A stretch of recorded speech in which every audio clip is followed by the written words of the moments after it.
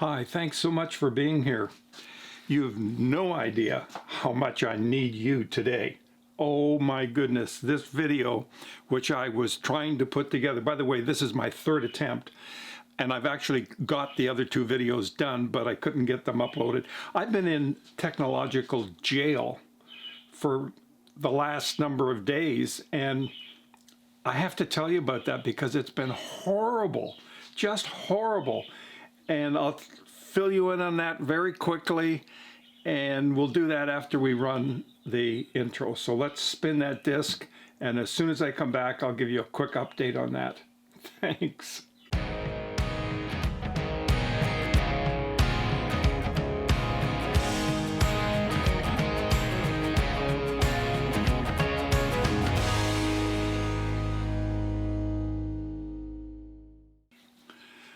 All right, we're back. I'm Monty McKinnon, and believe me, Monty is delighted that you're here today. I have in the last night, the day before, part of the day, and into the evening, and the evening prior to that, I've spent approximately 11 and a half, 12 hours on tech support and in the Apple Store on support, getting things sorted out. What happened was the software automatically started uploading into my iMac, and it got so far along with the Catalina and stopped. It froze and said I didn't have enough room. I did. I had 80 gigs. It's more than enough. And what happened was all of the Apple applications disappeared. All of my files, every file I have, disappeared. It was as if there was a computer with no hard drive. It was nuts. So anyway, after all of that, the senior tech support and all that, we've got to go teach a class. We'll come back. We'll talk to you. Yeah, okay, that's fine. So what happened in the end, I looked and I thought, maybe I should disconnect my external drive. And I did that. And as soon as I did that, everything booted up and everything ran fine. And we're away to the races.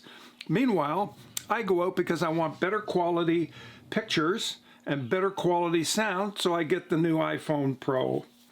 And I get the phone and I set it up here. And I bring it back and I record a video on it. I did a pretty good job. And it won't upload to the computer. I can't airdrop it. So now I spend more hours on tech support and over at the store, and I need some English breakfast tea even thinking about this. Okay, so long and the short, they can't get it going either, so they give me a new phone. It still doesn't work. However, I found another way to do it, so I've solved that problem.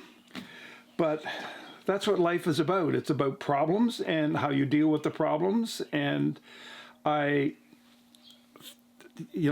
been frustrated trying to do this because I wanted this video up for you much earlier.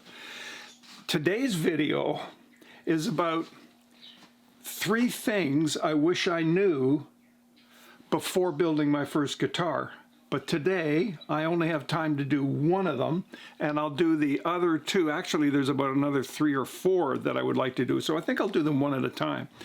So what's the one thing I wish I knew before I started building my guitars? And it is this: the cost. Oh my goodness, the cost.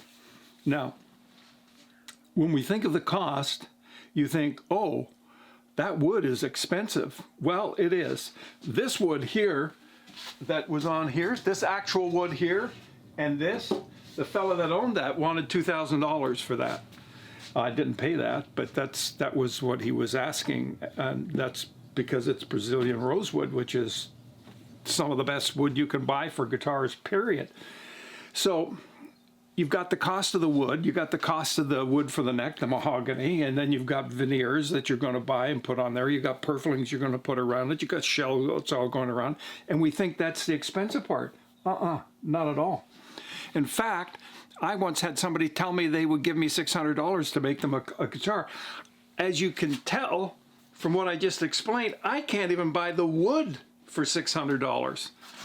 Anyway, apart from that, the wood is the smallest part of the cost.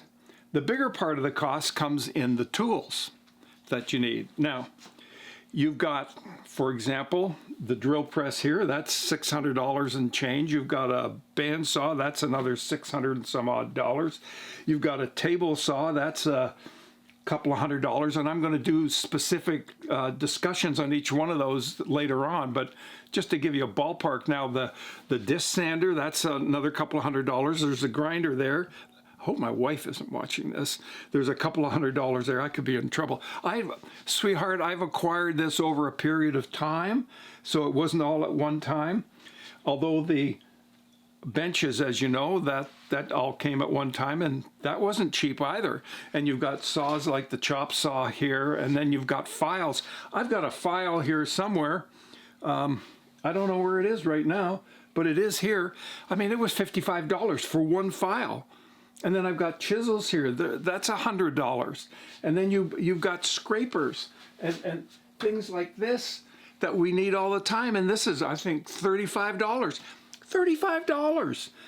Oh my goodness. Don't throw those old hockey skates out, because you can pull the blades off those things, cut it in half, and use it as a scraper if you're going to build guitars in the winter and you're living in Canada. And speaking of Canada, I woke up this morning with such a terrible, it was just a horrible day when I looked outside, and this is what I saw. Can you believe it? This is November. Santa Claus hasn't even arrived. It's not even Thanksgiving in America. Come on. And we've got this stuff here already. Is this winter ever going to end? It just goes on and on. And in Canada, we have 2 seasons. One's construction and the other's winter. Come on, can't we do better than that? Anyway, I digress. So then you've got all kinds of little forms, and I'll talk about that in a subsequent video, but there's costs involved in that. A sheet of plywood today is like $75 or $80, and you need one of those just to do one set of forms. So we've got several forms, and then all that stuff that has to come together, and we're going to look at that in detail. And then what we're going to do, I was in the process of working on making a new peg head, which I'm going to do. I want to do a different design up there, and I want to show you how I've done that. And then we're going to take that, transfer that to a piece of wood, cut it out, and we're going to make it and shape it, and that's what we're going to use on this guitar here, okay? So we're going to get something new going on that one very soon. Anyway, I just thought, you know, what's the one thing I wish I knew? By the way, when I asked this question of somebody who had built guitars before I got into this, they told me I might have to spend $100 or $125 or so in order to get the tools I need. Yeah, that's right. That was the first day. And then there's the second day and the third day, and the money keeps going. That doesn't even account for the couple of $100 you spend on the vacuums to clean up. And then I've got another vacuum down here and a vacuum over there. And oh, it's great. Now, I'm not complaining about this, because this is a fun hobby. And seriously, I enjoy it. And we all spend money on our hobbies. And if, in my case, I had acquired a lot of this. I mean, this thing is almost as old as I am. Well, not quite, because I used to have coffee with Moses and Aaron, but this is, that's got to be 25 years old, that particular saw, and it still works fine. I can still use it. So I just wanted you to know that's the one thing that I wish I had known before I started building guitars. And if I had have known that, I might just have gone to the music store and said, I'll take that guitar up there, please, and put it in a case for me, and thank you very much. Anyway, that's it for me for today. It's short, and it's to the point, somewhat, but it's time for me. As you can tell, I'm so wound up today. I need this English breakfast tea, and I need you in the worst way. Oh my goodness. If you've got a comment about the horrible conditions I woke up to today, I'd like to hear it. If you've got some questions, we're going to do a tea with Monty really very soon. Maybe the end of next week we'll get that going. So send me your questions, and we'll have that tea, and we'll do a Q&A. And for those of you who haven't subscribed and you don't know what I'm talking about, is we get together on a particular day at a certain time. I air up a video, and I answer all your questions regarding anything, but primarily about building guitars. But if there's questions you have beyond that, I answer those as well.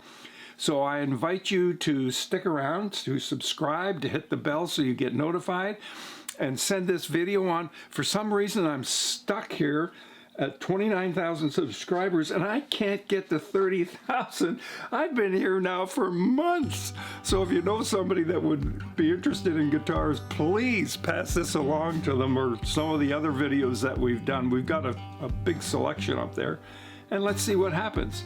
Anyway, thank you, folks. I just love my subscribers. Friends, you are the best, and I really, really mean that. Thank you so much for all your support and all your help. That's it. I'm out of here. Bye for now.